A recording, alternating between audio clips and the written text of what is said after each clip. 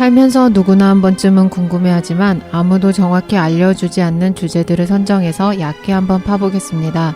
지적 대화를 위한 넓고 얕은 지식, 줄여서 지대너비앗 88회 지대무비 지금 시작합니다.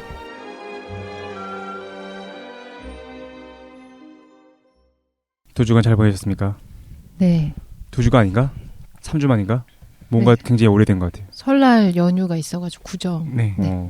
그리고 북콘서트 있어가지고 그리고 뭔가 여기 모여가지고 한 게 한참 된 것 같은데. 네. 진짜 그러네요. 네. 오늘 비도 오고 깡쌤은 늦게 오고 뭔가 분위기 침체되고 있습니다. 일단 오늘 원래 그래서 섞여 있어.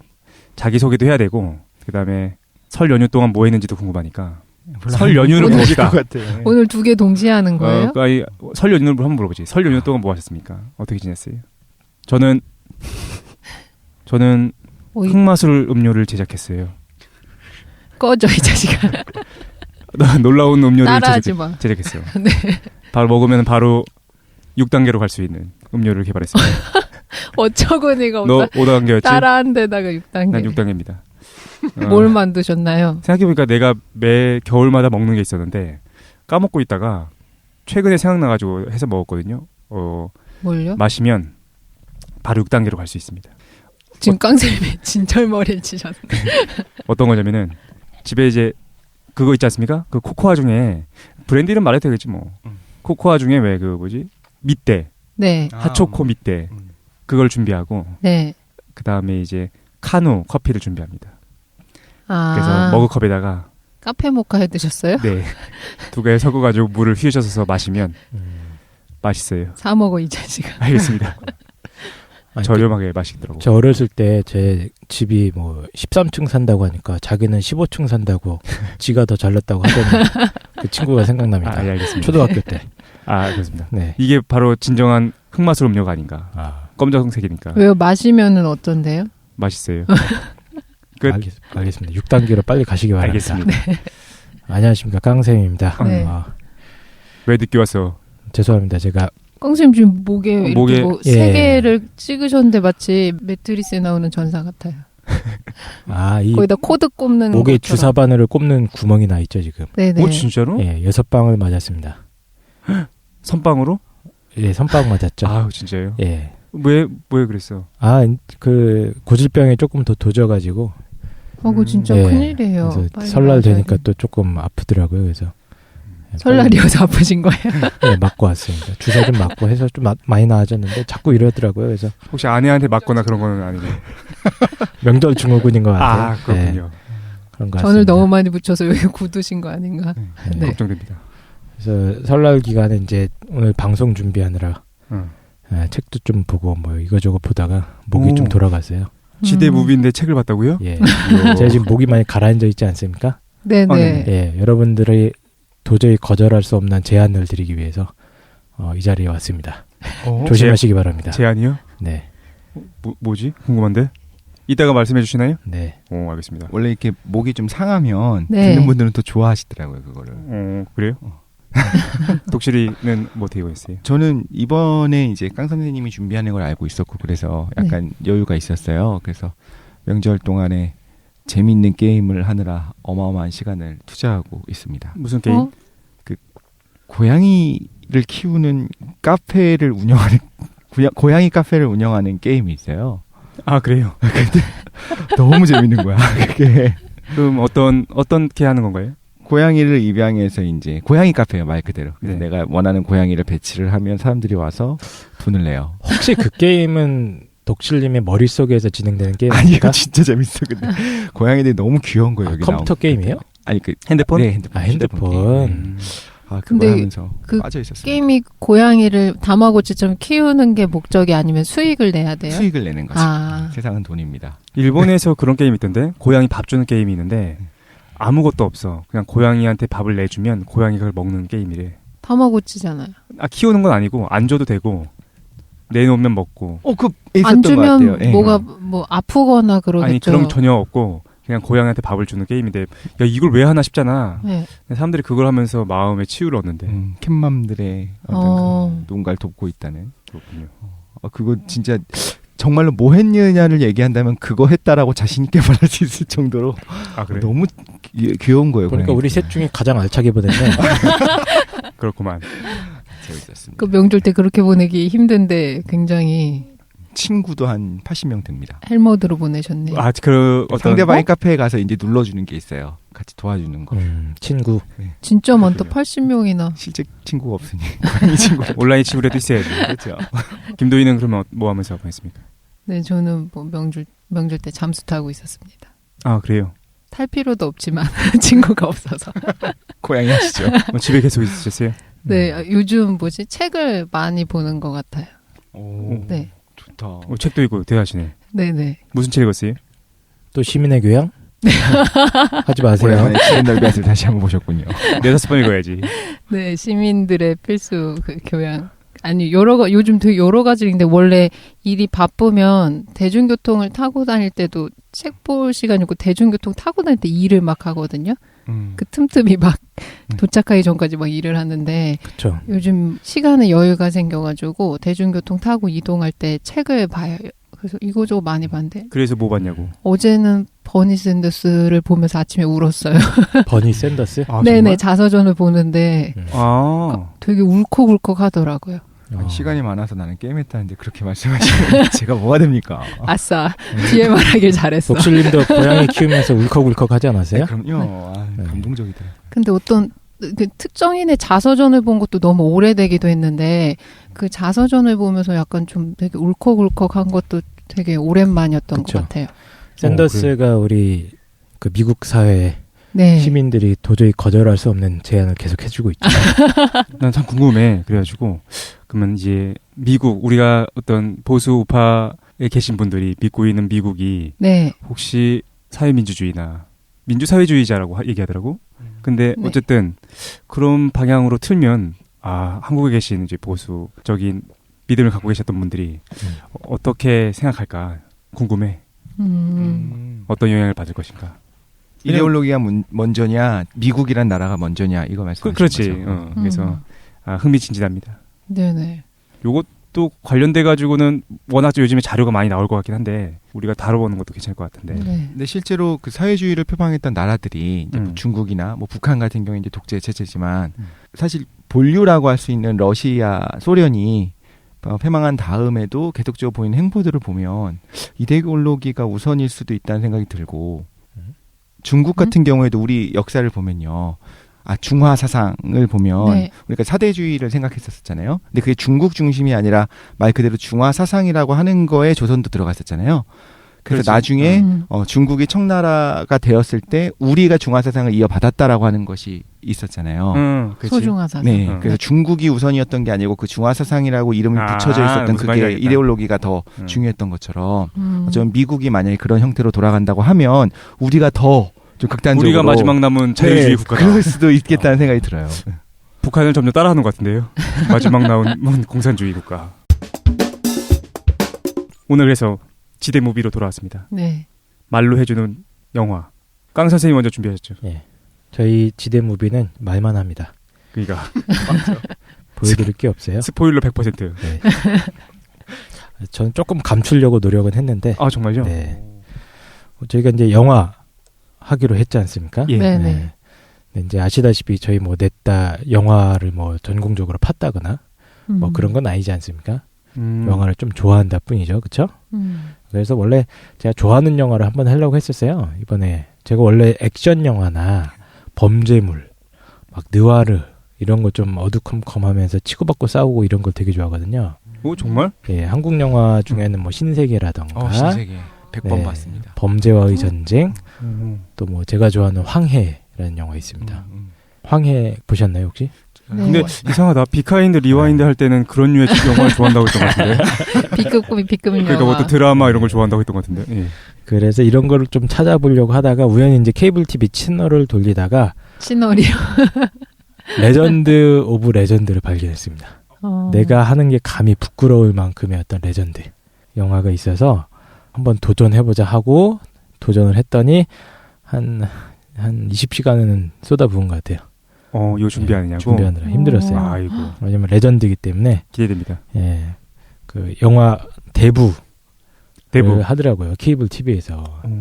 제가 이 영화만 풀로 본 것만 해도 한 5번 이상은 될 것 같고. 아 정말? 중간중간에 이렇게 케이블 TV 틀면 가끔 하잖아요. 특선으로. 네. 그래서 뭐 EBS 이런 데서 하죠, 하면은 그것까지 다 합치면은 처음부터 끝까지 못 봤더라도 중간부터 끊어서 본 것만 해도 10번은 되는 것 같은데 혹시 안 보셨나요?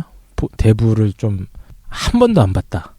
저 이런 분들 처음부터 계시나요? 끝까지는 저도 본 적은 없는데 나도. 말씀하신 것처럼 지나가는 어떤 장면들은 좀 보고 있어요. 나도 그랬던 거 같은데. 그렇죠. 그게 우리 너무 어릴 때 있었어. 맞아요. 그게 저희가 어릴 때 좀 그러니까 방송에서 많이 나왔던 것 같고 우리 태어나기 전은 아니고요. 그때 제작됐죠. 제작은. 제작은 1972년도에 대부 1이 처음 제작이 됩니다. 그리고 나서 이제 휩쓸었죠. 그 해를. 그리고 2년 뒤에 1974년에 대부 2가 발표가 되고 그리고 1990년에 대부 3가 발표가 되는데 이건 좀 망작이에요. 흥행상에서는 좀 많이 실패했던 작품이에요. 갑자기 많이 뛰었네. 한참 뒤로요. 하는 거고. 갑자기 14년 후에 찍은 건가? 그쵸. 16년? 갱스터 무비 혹은 뭐 범죄 영화계의 레전드 오브 레전드 오브 레전드. 이자 뭐 흔히 뭐 영화 평론가들이 역대 최고의 할리우드 영화를 투표 형태로 막 뽑고 하지 않습니까? 아, 평론가들이. 평론가들이 뽑고 뭐 인터넷 유저들이 투표로 참여해서 뽑고 이런 걸 하면은 웬만하면 세 손가락 안에 들어갑니다, 이게. 아직도. 보통 1위가 뭐 시민 케인이 찍으면 2위를 대부가 찍고 뭐 가끔가다 1위를 대부가 찍을 때도 있고 왔다 갔다 하는 것 같아요. 3위는요? 3위는 뭐 고질라? 2001 파고들지 마. 라스트가 파더. 그거 있지 않습니까? 스페이스 오디세이 이런 거. 아, 그래.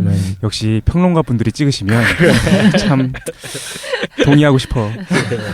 동의하고 싶습니다. 그래서 어떤 평론가들은 이 대부라는 작품이 수메르 지역의 길가메시 서사시나 그리스의 일리아드 오디세이와 같이 미국의 어떤 건국 신화 혹은 영웅 신화적인 의미가 있다. 미국에서 라고까지 평가를 하기도 합니다. 워낙 미국은 이제 그 역사가 짧지 않습니까? 미국이 만들어낸 스타워즈도 그러지 않아? 컨텐츠가 그렇죠. 없으니까. 스타워즈와 대부를 크게 그 찍는 건국 사람도 신화. 있어요. 그렇습니다. 대부 1이라 원래 처음 나왔을 때 흥행이 엄청 초대박이었어요. 그래서 600만 달러의 투자를 해가지고 다 해외 판매 수익이나 이걸 다 합치면 2억 4천을 벌었습니다. 이게 많이 벌었구나. 이게 아마 바람과 함께 사라지단가 그거 기록을 깬 걸로 제가 기억하고 있어요.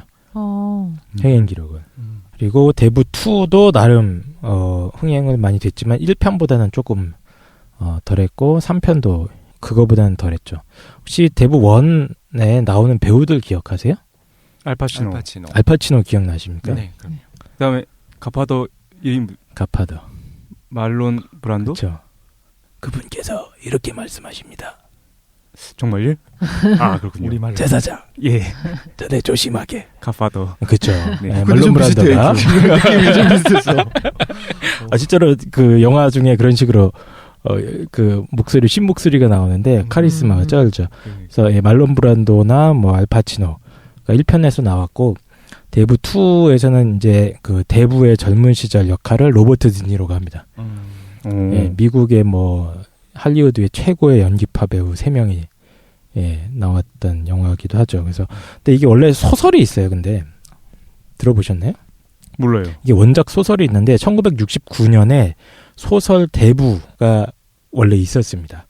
작가가 마리오 푸조라는 작가고 이 사람이 소설로 사실은 대박을 칩니다. 뭐 70주 연속으로 베스트셀러 목록에 올랐고요. 어마어마하네. 그렇죠? 2천만 부 이상 팔렸다라고 합니다. 제가 이걸 사봤어요. 소설을. 아, 소설 대부를? 전자책으로 딱 사가지고 사실 제가 이제 그거 읽는 한 시간이 좀 많이 했던 거죠. 번역이 잘 돼 있어요. 그것도? 번역은 제 주관적으로는 뭐 이 정도면 합격이다. 내용은 똑같습니까? 내용이 그러니까 대부 1이 큰 골격이고요. 그러니까 소설의 핵심 내용은 대부 1에 거의 다 들어가 있는 내용인데 대부 2의 내용 일부가 사실 또 소설에도 연결이 되어 있습니다. 근데 큰 줄거리는 대부 1이 해당한다고 보시면 돼요. 그래서 그 제가 이 대부라는 대작을 손댄 첫 번째 이유는 일단 이거였어요. 제가 이 영화를 아까 한 10번 봤다고 했잖아요. 근데 아직도 이해가 안 되는 장면이 너무 많아. 그래요? 네, 아직도 줄거리를 내가 맞게 이해한 건가 하는 의심스러운 부분이 좀 있어요. 그 이후로 단순한 곰곰이 줄거리는 아닌가? 예, 생각해 보니까 일단 이게 러닝 타임이 길잖아요. 3시간 됩니다. 이 집중해서 보기가 참 힘들어. 집에서. 중간중간에 끊어가지고 뭐 화장실도 갔다 오고 해야 되니까. 그렇죠? 예. 청소도 갑자기 중간에. 그리고 더 큰 이유가 내가 왜 이게 헷갈렸는지 알았어. 영화 속에 생각보다 인물들이 꽤 많이 나오는데 헷갈렸구나. 얼굴. 그 인물들이 이름이 조금씩 어렵습니다. 이게 이태리 이름이다가 보니까 길어요. 그래서 누가 누군지 약간 헷갈립니다. 그러니까 누가 누구를 배신했대. 근데 그게 누가 맞아. 그 얼굴인가가 헷갈려요. 약간. 그리고 누가 누구를 죽이려고 명령을 하는데 걔가 얘인가? 약간 헷갈립니다. 그렇구만. 예, 그런 측면들이 있었기 때문에 제가 또 소설을 읽고 뭐 여러 가지 자료들을 찾아보니까 이게 이런 의미였고 얘가 걔였구나 하는 걸 제가 좀 배운 게 있어서 그걸 일단 영화 이해를 돕기 위해서 제가 이 방송을 준비를 하려고 했고. 근데 일반적으로 그러지 않나? 사람들이 같은 영화 예전에 한번 얘기했는 것 같은데 같은 영화를 본 것 같아도 실제로는 서로 다 다른 영화를 보고 있더라고요. 네네. 오늘 정리해 주시는군요, 대부를. 한번 좀 도움이 될 수 있도록 여러분들이 영화 감상에 정리를 해보도록 할 거고요. 요즘 나오는 영화들은 좀 복잡한 영화의 경우에는 가계도 같은 거를 얼굴을 다 붙여가지고 사진으로 해갖고 인터넷에 올라와 있기도 해요. 그걸 보고 들어가면 편하니까. 깡 선생님이 그런 거 해주시는 건가요? 그러니까 아예 이 요즘 사극 드라마 같은 거 보면 등장인물이 워낙 많으니까 새 인물이 나올 때마다 밑에 자막이 뜨잖아요. 네네. 무슨 장군 어디에 담당하는 역할을 했다 이렇게. 네네. 그게 나와야 돼, 이 영화도. 그렇죠. 예, 되게 많은데 그 정도로 인물이 많은데 그게 없으니까 헷갈리더라고요. 또 한 가지는 이제 이 영화의 이제 주인공들이 하고 있는 고민이 사실은 현대 사회에 우리들이 하고 있는 고민과 맞닿아 있는 부분이 좀 있지 않나 싶어서 좀 가져온 게 있습니다. 토론거리도 있고 하기 때문에 빨리 한번 진행을 해보도록 하겠습니다.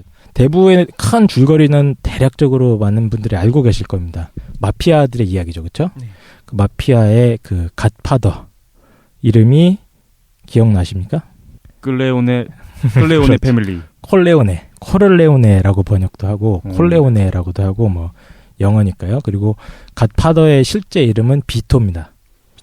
비토 콜레오네입니다. 그리고 이탈리아에서 미국으로 이민 온 그 이민자 출신이고요. 20세기 초반에 이민을 온 사람이죠. 그래서 비토 콜레오네가 뉴욕을 주름잡는 마피아의 보스가 된 다음에 그 셋째 아들 마이클 콜레오네가 다시 가업을 물려받아서 새로운 갓파더가 되는 그 과정을 그리고 있는 영화죠. 대략적으로 시대적 배경이 한 1945년에서 1955년 정도로 보시면 됩니다. 세계대전 이후에. 예, 그때 이야기고요. 이제 비토 콜레오네가 그 말론 브란도. 네. 자네 열심히 살고 있는가? 갓파더. 네, 그 목소리를 해주시는 네. 말론 브란도가 비토 콜레오네고, 이제 이 원래 이 영화나 소설 속에서는 돈 콜레오네라고 그래요. 돈 콜레오네. 예, 돈 콜레오네. 이 돈이 이제 father, 뭐 보스 이런 뜻입니다. 보스의 뜻이구나. 예. 존경의 뜻을. 그렇죠. 존경의 그래가지고 뜻을 이제 중간 중간에 자꾸만 돈 이러죠. 하는구나. 예. 보스 이렇게 부르는. 그렇죠. 예, 그러니까 각하 뭐 그 정도의 호칭이라고 생각하시면 될 것 같아요. 존경을 담은 콜레오네 가문의 짱을 칭하는 게 돈 콜레오네입니다. 그래서 돈 이렇게 부르죠. 근데 이제 이 돈 콜레오네가 뉴욕을 주름잡는 그 마피아 패밀리인데, 예, 보스인데 뉴욕에 총 5개의 커다란 조직이 있습니다. 그래서 이 세력 구도를 좀 이해를 하셔야 돼요. 그 영화 배경이 뉴욕인데 콜레오네 파만 있는 게 아니고요. 네. 기본적으로 4개의 파가 더 있습니다. 첫 번째가 스트라치 패밀리. 스트라치? 둘째가 쿠네오 패밀리. 세 번째가 타탈리아 패밀리. 네 번째가 바르지니 패밀리입니다. 바르지니. 예. 그래서 스트라치, 쿠네오, 타탈리아, 바르지니. 다 성이겠죠. 패밀리 네임이겠죠. 그렇죠? 그래서 거기에 콜레오네 가문에서 총 5개가 있고 이 뉴욕의 5대 마피아 조직이에요. 이 패밀리라고 하는 게 지금 사실 마피아 조직을 말하는 거죠. 가문입니다. 가문. 그러니까 원래 마피아는 실제로 이렇게 그 뭐라고 하나 혈연 관계가 이렇게 진득진득하게 있는. 그렇습니다. 그러니까 이 마피아의 어원은 대해서도 좀 그 소설 속에서는 이렇게 설명을 해요. 원래 그 저도 자료를 여러 가지 찾아봤는데 마피아의 어원이 뭐다에 대해서는 약간 의견이 분분한 것 같아요. 근데 이제 이 소설 대부 속에 이 저자는 마피아의 어원에 대해서 이렇게 설명을 하고 있습니다. 원래 이게 마피아라는 말이 피난처라는 의미였다. 그런데 이 피난처라는 의미였지만 이후에는 수백 년 동안 어떤 자기 조국과 백성을 짓밟은 통치자에 대항해서 싸웠던 비밀 결사를 가리키는 명칭이다. 이렇게 설명을 하고 있습니다. 이게 무슨 얘기냐면 이게 이제 시칠리아 이탈리아 남쪽에 있는 시칠리아 섬에서 유래된 언어 표현이라고 그래요. 근데 이 시칠리아 섬 사람들이 역사적으로 오랫동안 그 본토 사람들한테 계속해서 수탈을 당했던 겁니다. 아하. 차별을 당하고. 그래서 본토에서 왔던 뭐 종교 재판소 사제, 지주계급이나 뭐 경찰관들 이런 사람들이 현지 사람들, 목동이나 농부들을 악랄하게 착취하고 괴롭혔어요. 그래서 이 사람들이 기본적으로 어떤 정부의 권력기관에 대해서 불신을 가지고 있었던 겁니다. 국가의 법률이나 이런 사법체계가 정의롭지 못하다. 이런 관념이 있었기 때문에 이 사람들은 억울한 일이 생기면 정부에 저항하는 그 반정부 지도자들, 즉 마피아를 찾아갔다는 거예요. 그래서 오히려 이 마피아 세력, 반정부군 세력들이 이 주민들을 보호해주는 대신 그 명목으로 일종의 세금 같은 걸 이렇게 걷어가는 구조가 형성된 것이다. 시민들은 이렇게 설명을 하고 세금은 있습니다. 내야 되는군요. 그렇죠. 어디다가 설탕소리는 거죠. 예. 그래서 이 마피아들한테 엄격한 규율이 하나 있는데 그거 이제 현지 언어로 오메르타라고 그래요. 번역을 하면 침묵의 계율이라는 뜻입니다. 오메르타. 예, 오메르타. 무슨 얘기냐? 조직의 비밀이나 뭐 조직의 불리한 정보를 함부로 나불대면 죽는다. 딱 이거 하나입니다. 이게 마피아들의 절대적인 규율이라 그래요. 근데 이 마피아들이 원래 이탈리아 반도, 시칠리아에서 시작을 해서 이탈리아 반도 전역에서 활동을 하는데 이게 이제 나중에는 타락하고 범죄 조직화되면서 오늘날 생각하는 그런 이제 조직 범죄, 조폭이죠. 쉽게 얘기하면. 조직 폭력 단체가 된 겁니다. 근데 이제 문제는 군사 정권이 들어오죠. 이탈리아에. 네. 1920년대쯤에 무솔리니 정권이 들어와서 이 사람들이 또 시작하는 게 범죄와의 전쟁을 시작합니다. 누구랑 맞죠? 군부 정권들의 특징이구만. 그래서 왜냐면 자신의 정당성을 찾기 위해서 그렇죠. 그러니까 상당수의 마피아들이 실제로 처형당하거나 죽기도 했고 살아남은 사람들이 꽤 많은 숫자가 이제 도망을 친 거예요. 미국으로. 그래서 미국으로 돌아온 도망친 마피아 가문들이 많았고 특히 이제 이탈리아는 그 시족 중심의 문화나 이런 것들이 우리나라랑 어느 정도 비슷한 면이 있는 것 같아요. 대가족 사회의 문화가 어느 정도 남아 있고 이탈리아 사람들끼리 이렇게 똘똘 뭉치는 그런 문화가 남아 있었기 때문에 집안의 의리 뭐 그렇죠. 이런 거. 예. 엄마 말 잘 들어야 돼. 혈연 관계로 이렇게 똘똘 뭉친 수밖에 없었던 그런 역사적 맥락 같은 게 있습니다. 그렇구먼. 예, 그래서 이 뉴욕에서 주름 잡고 있던 이 5개 패밀리, 콜레오네, 스트라치, 쿠네오, 타탈리아, 바르지니 이 5개가 항상 경쟁하는 구도라고 생각하시면 됩니다. 돈은 뭘로 보냐? 주로 불법적인 도박, 뭐 경마, 술집, 뭐 클럽, 매춘 사업 같은 걸 하면서 그 어둠의 세계에서 서로 경쟁하는 관계입니다. 궁금한데 그러면은 그 돈이란 칭호는 그 가문의 수장마다 다 붙이는 거야? 아니면 그 5개 가문의 경쟁 중에서 가장 우월한 애한테 붙이는 거예요? 5개가 어떤 조직을 가지고 뭐 왕들이 있고 황제가 있는 게 아니고 서로 경쟁하는 거였잖아요. 예. 그러면 다들 다 자기네 아버지 그 가장 대빵 아버지를 돈이라고 했겠지 아마. 그랬을 것 같다. 그래서 이 영화나 소설책의 첫 장면은 사실 콜레오네 가문의 막내딸 코니 콜레오네의 결혼식 장면에서부터 시작을 합니다. 이게 이제 1945년 8월이라고 그래요. 네. 예, 뉴욕에 있는 그 돈 콜레오네 저택에서 그 막내딸의 결혼식이 벌어지는데 이 부분에서 사실 중요한 등장인물들이 다 나오기 때문에 중요한 인물들을 갖다가 제가 빠른 속도로 좀 소개를 시켜드리도록 하겠습니다. 일단 결혼식 주인공인 코니는 막내딸이고요. 막내딸. 그냥 끝입니다. 그게. 이 여인의 그리고 죽나요? 이 여인의 가장 중요한 특징은 뭐냐면 이 여자가 개망난이랑 결혼했다는 거. 예. 그래서 이 코니의 남편이 카를로 리치라는 친구인데 얘가 원래는 이제 그 돈 콜레오네의 큰아들의 친구 중에 하나였어요. 근데 이 친구가 결혼을 하긴 했지만 좀 사고 뭉치에다가 성격도 안 좋고 마누라도 개패듯이 패고 이래서 좀 문제를 많이 일으킵니다. 패밀리에서도 무시를 당하고 그린 캐릭터고요. 그다음에 이제 그 돈 콜레오네의 첫 번째 아들이 소니라고 불러요. 영화 속에서나 소설 속에서나 다들 소니라고 합니다. 근데 실제 이름은 산티노예요. 근데 어쨌든 소니라고 부르기 때문에 이 친구는 굉장한 미남에다가 특징이 정력 킹입니다. 정자왕과 뭐 어쨌든 예, 굉장히 바람기도 많고 뭐 타고난 체격이나 이런 것도 되게 좋았다 그래요. 그래서 그 길가메시 같은 존재죠. 그렇군요. 예. 다 연결돼. 그래서 아주 어떤 기습적으로 치고 들어가는 기습 작전에도 능하고 또 가족을 위해 헌신할 줄 아는 리더십도 갖췄는데 딱 하나의 단점이 있습니다. 길가메시처럼 약간 깝칩니다. 예, 다혈질이고 한 번 흥분하면 제어가 안 돼요. 예, 이게 소니의 단점입니다. 둘째 아들은 이제 프레도라고 불리는데 좀 범생이 스타일인데 리더십이나 추진력이 없고 좀 나약해가지고 항상 아버지가 좀 못마땅해하는 좀 덜 떨어진 아들로 묘사됩니다. 그 마지막 셋째 아들이 이제 마이클이죠. 사실상 이 대부 1, 2, 3의 주인공이 되는 마이클이고, 그렇죠. 알파치노가 정말 젊고 예쁘고 잘생긴 알파치노죠. 이때의 알파치노는. 그렇겠구나. 예, 40년 전입니다, 벌써. 예, 아주 잘생긴 알파치노가 연기를 하는데 이 친구의 특징은 이제 제일 셋 중에 똑똑해요. 대학 교육도 받았고 샤프하고 냉정하고 성품도 다 좋은데 아버님한테 반항합니다. 이 친구는 콜레오네 패밀리의 불법적인 어떤 범죄 행위가 도덕적으로 올바르지 않다고 생각을 해요.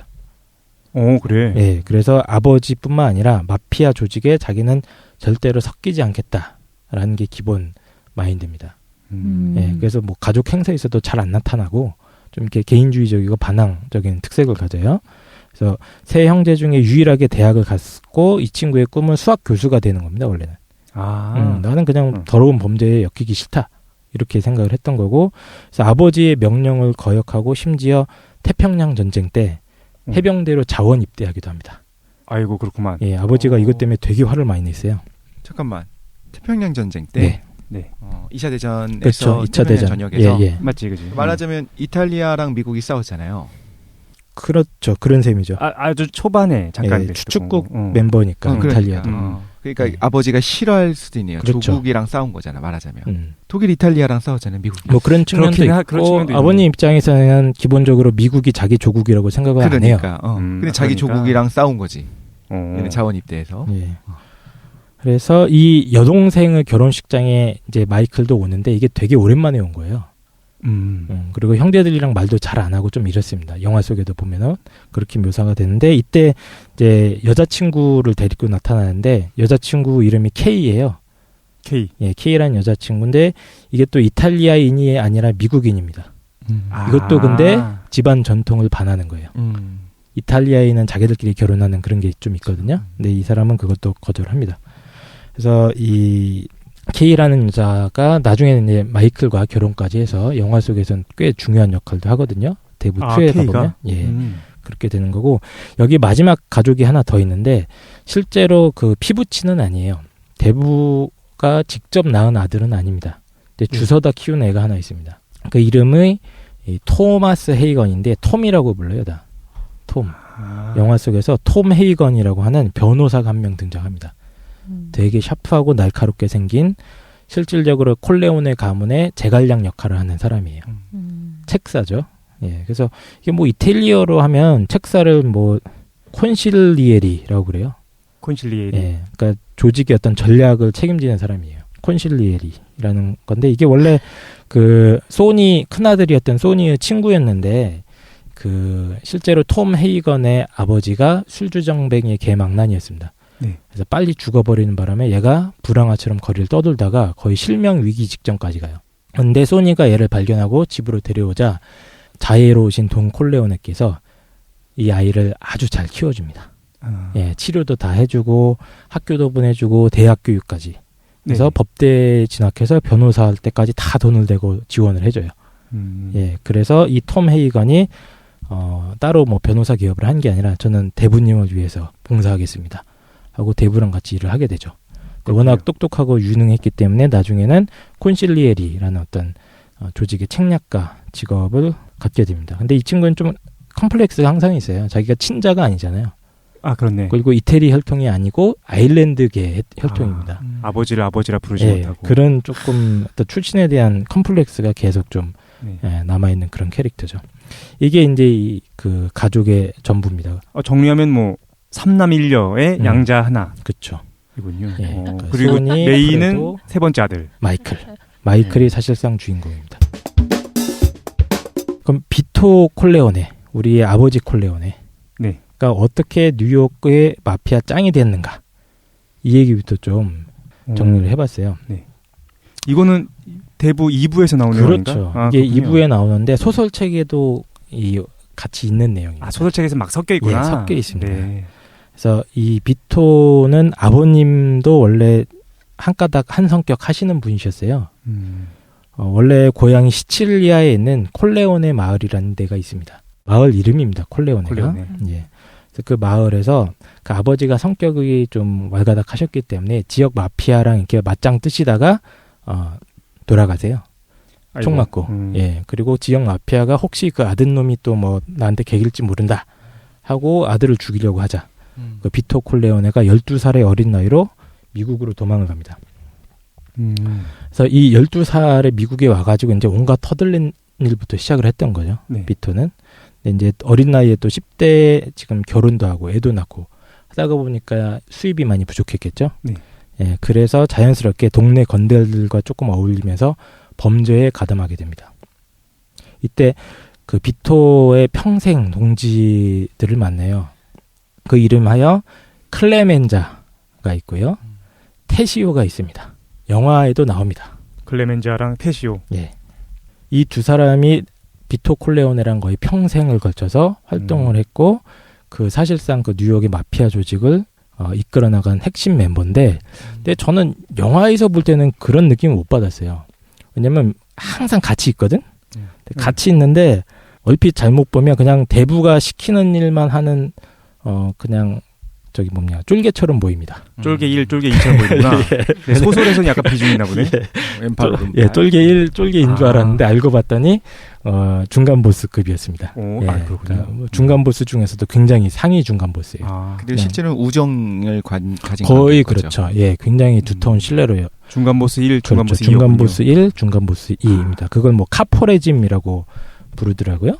예, 이태리어는. 그래서 클레멘자와 테시오인데 이 마피아 조직을 만드는 가장 핵심적인 역할을 한 사람들인데 그 사람들이랑 이때부터 어울렸던 거죠. 거의 20대 초반부터.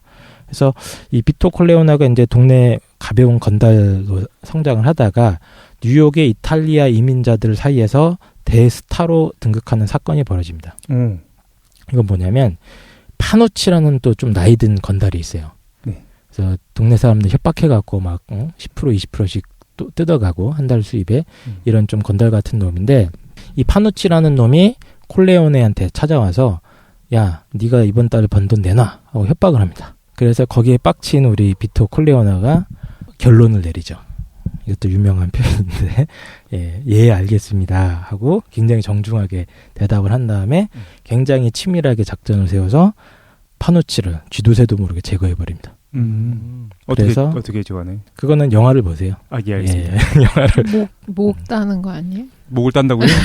병뚜껑도 아니고 어떻게 땄어? 보통 마피아들이 이렇게 목을 많이 총을 쏘는데 영화 속에서 되게 잘 묘사를 하더라고요. 아, 총소리가 안 들리게 막 이렇게 축제 기간 중에 뭐 하고 뭐 그런 장면들도 기억이 나는데 어쨌든 이 파누치를 죽였는데 뭐 증거도 없고 하니까 잡혀가지도 않았어요. 근데 이제 소문이 퍼졌죠. 누가 죽였다. 파누치가 깝치다가 쟤한테 당한 것 같다. 제가 짱이다. 그렇죠. 하니까 이제 일시의 시선이 거기로 모이고 오히려 사람들이 자발적으로 우리 가게 좀 보호해 주십시오 하고 이렇게 요청하는 사람들도 생기게 됐어요. 그렇군요. 예, 그래서 동네 사람들한테 큰 존경을 받게 되기 시작하면서 슬슬 이제 본격적인 마피아 인생을 시작합니다. 특히 이제 사업적인 감각도 좀 있었기 때문에 자기 친구들이랑 같이 이탈리아산 올리브 오일 있지 않습니까? 네. 올리브 오일 수입 사업을 했는데 되게 잘 됐대요, 그게. 미국에서 거의 가장 잘 팔리는 상표로 만들 정도로 성장을 시켰고, 특히 이제 또 그 금주법이 시행되자. 네. 땡큐죠. 예. 그래서 술값이 어마어마하게 비싸지는 시대가 되니까 밀수를 하는 거죠, 그렇죠? 밀주 사업을 해서 떼돈을 벌고. 당시에 어떤 뭐 개츠비나 이런 건 그렇죠. 연결이 되네요. 그게 다 연결이 되죠. 범죄 세계의 본격적인 큰 손이 되기 시작합니다. 그렇군요. 예. 그래서 클레멘자 테시오와 함께 물론 합법적인 사업도 하지만 우리 사업에 걸리적거리면은 예, 가서 불을 지른다거나 예, 손을 봐주고 쥐도 소도 모르게 바다에 빠뜨린다거나 뭐 이런 작업들을 하는 역할을 하죠. 그 두 중간 보스가. 양지에서나 음지에서나 열심히 일하셨군요. 예, 아이고. 범죄 영화에서 흔히 나오는 모든 원형들이 다 들어가 있네요. 예, 여기에. 예, 그렇습니다. 근데 이 과정에서 비토 콜레오네가 어마어마한 인맥을 쌓게 됩니다. 근데 그 원인은 기본적으로 이 콜레오네의 인격 때문이에요. 이 사람은 어떤 누가 사소한 부탁을 하더라도 다 들어주려고 해요. 부당한 부탁만 아니라면. 그러니까 뭐 나한테 뭐 도움이 될 수 있는 사람이든 아니든 부자든 가난한 사람이든 권력이 있든 없든 그걸 가리질 않습니다. 예를 들면 어떤 거요? 돈을 달라고 하면 돈을 줘요. 돈을 달라고 하면 돈을 빌려줍니다. 독실이 좀 쥐도새도 모르게 사라지게 해달라. 그래도 되나요? 심지어 이런 경험도 있어요. 그러니까 그 가난한 아주머니가 독신하는 아주머님이 뭐 집에서 개를 키우고 있었는데 개가 하도 짖어서 집주인이 열받아서 나가라고 했어요. 그러면은 그 아줌마가 하소연할 데가 없으니까 비토 콜레오네한테 와서 부탁합니다. 그럼 그런 하찮은 부탁도 가서 들어줍니다. 그랬더니 집주인 아줌마가 와가지고 저 개 어떻게 어떻게 하냐고. 해주죠? 개는 또 사라지고 그럼 솔로몬이 되는 거죠. 모두가 행복해져. 개를 반으로 나누어라. 예. 이탈리아 이민자들의 편을 들어주는 거군요. 아무튼. 이탈리아 이민자 일단 기본적으로는 기본적으로. 이탈리아 이민자들의 수호자가 돼주는 거죠. 아, 예, 그러니까 그때 당시 미국 사회를 좀 생각을 해봐야 될 것 같아요. 그러니까 워낙 혼란기였을 거고, 정부가 구성되고 이런 것도 초창기였을 거고, 뭐 연합 이 동네 저 동네 사람들이 와서 막 왁작지껄 하던 때였으니까. 그 대부 첫 장면에도 그게 나오지 않나? 예. 그 뭐야 부탁하러 오잖아. 맞습니다. 누구 죽여달라 예, 예, 부탁하러 예, 왔더니 예. 중요한 거는 이제 돈이나 그런 것이 아니라 우리 가족인지에 대한 그렇죠. 여부다. 예. 그래서 누가 부탁을 하든 간에 정성을 다해 해주니까 평판이 계속 올라가는 거예요. 아, 저분은 다르다. 우리의 갓이다. 이렇게 되는 거죠. 그렇죠? 그래서 특히 뉴욕 지역에 있는 어떤 경찰청이나 법원 뭐 이런 공무원들한테 아무 대가 없이 그분들이 워낙 열심히 일하시니까 애들 대학도 보내야 되고 하니까 그치. 꾸준히 뇌물을 줍니다. 아이고. 대가성은 없어요. 아, 대가성 없이. 대가성 없고 그냥 어차피 남는 돈이니까 계속 쥐어주는 거죠. 정부기관 사람들조차도 그렇죠. 도와주는. 예, 그래서 이걸 꾸준히 하다가 보니까 법조계 및 정치계에서도 어마어마한 인맥을 보유하게 되고요. 그래서 1933년경에는 결국 콜레오네 패밀리가 오랜 전쟁 끝에 넘버원이 됩니다. 다른 경쟁 패밀리들을 다 제거하고 이때 1933년. 예, 이 전쟁 속에서 굉장히 활약한 악마 같은 전설적인 암살자가 하나 있습니다. 이름이 루카 브라시라고 그래요. 일단 생긴 것도 굉장히 악마같이 생긴 냉혹하고 잔인한 살인마다 이렇게 묘사가 되고 콜레오네 가문 안에서는 전투력 하나는 넘버원. 얘 보내면 게임 끝. 장비. 이런 캐릭터예요. 그쵸. 대신 여포, 장비 이런 캐릭터죠. 암살해요? 아니면 1대1로 다이다이 맞짱 떠요? 암살이지 당연히. 그냥 괴물이라고 보시면 됩니다. 영화 그 소설책 속에서는 괴물급으로 묘사가 돼요. 너무 전설적인 것들이 많아서 뭐 시카고에서 알카포네가 뭐 저격수들을 보냈는데 얘가 1대2로 간단하게 맞다이 떠서 뭐 이런 전설들이 있어요. 근데 이걸 히트맨이라고 그러나요? 히트맨이죠, 일종의. 그 히트맨이 뭔가 했더니 뭐 지령 받아가지고 죽이는 사람 얘기하는 것 같더라고. 네. 타격하는 사람이네요. 그렇죠. 예. 근데 이제 문제는 대부 원에 보면 이 루카 브라시가 나오는데 너무 허무하게 죽어.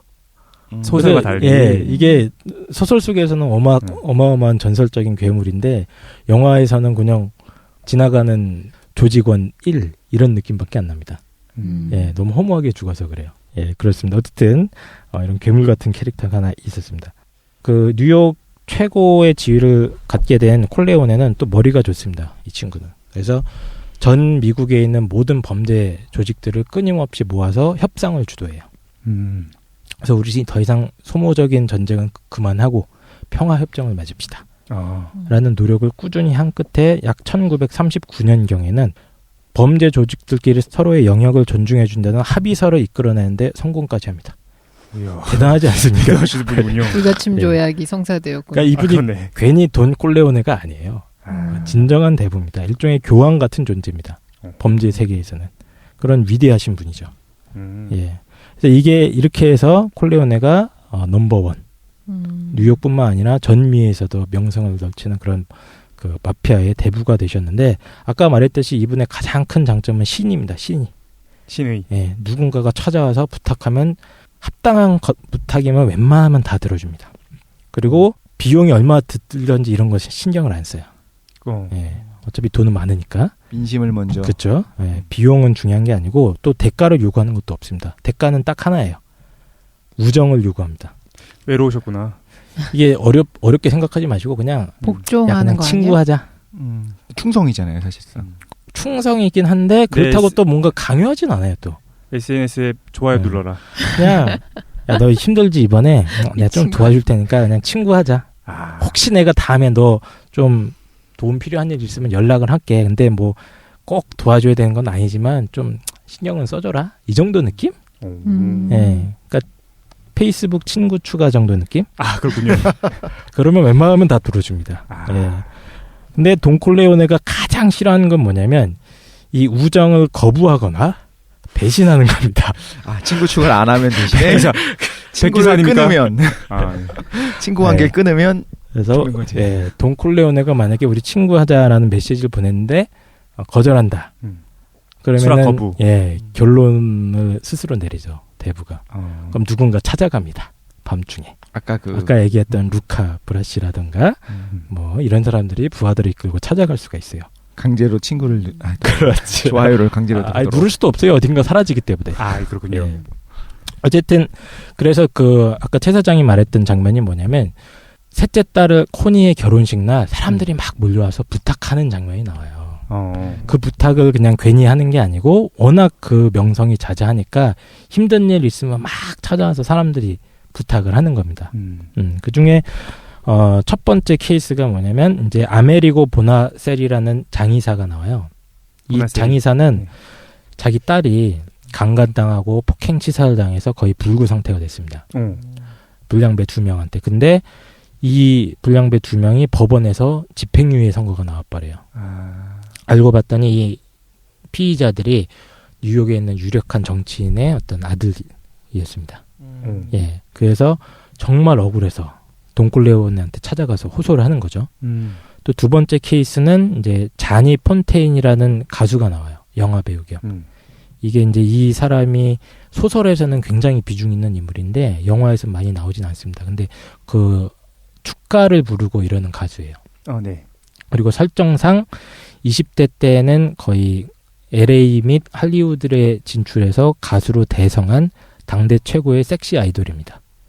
예. 예, 이 사람이 지나가서 목소리 한번 노래 불러주고 윙크하면 다 쓰러지는 여자들이 그런 캐릭터인데 얘가 원래 이제 돈 콜레오네의 대자예요. 그러니까 카톨릭에서는 대부 대자 관계가 있거든요. 네. 예, 그러니까 세례명을 받을 때 그냥 혼자 받으면 안 되고 어떤 영적인 아버지, 갓파더가 있습니다.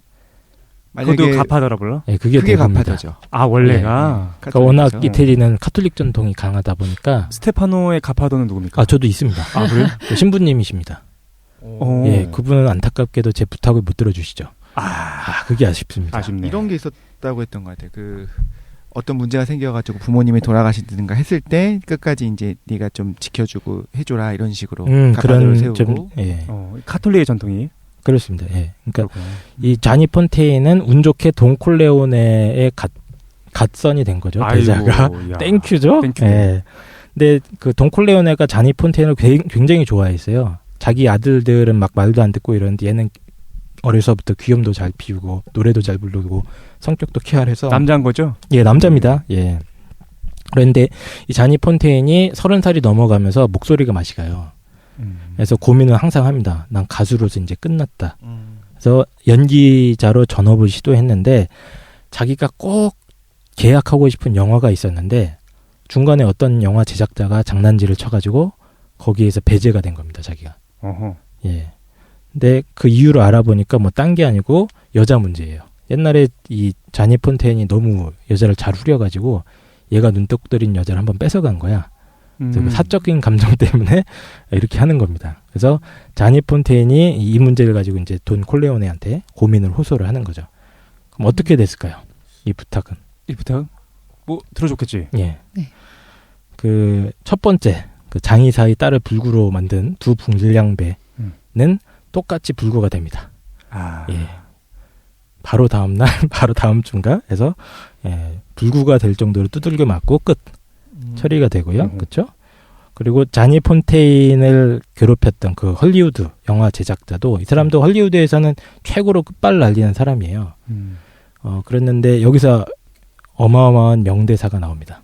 제가 아까 계속 했던 명대사인데 말머리가 거기 나오는 건가? 아 이거 스포일러를 하시면 예, 죄송합니다. 예, 좋습니다. 자르기. 이 명장면이죠. 그러니까 돈 콜레오네가 내가 그 사람이 절대로 거절할 수 없는 제안을 하겠네. 라고 한마디를 가볍게 남깁니다.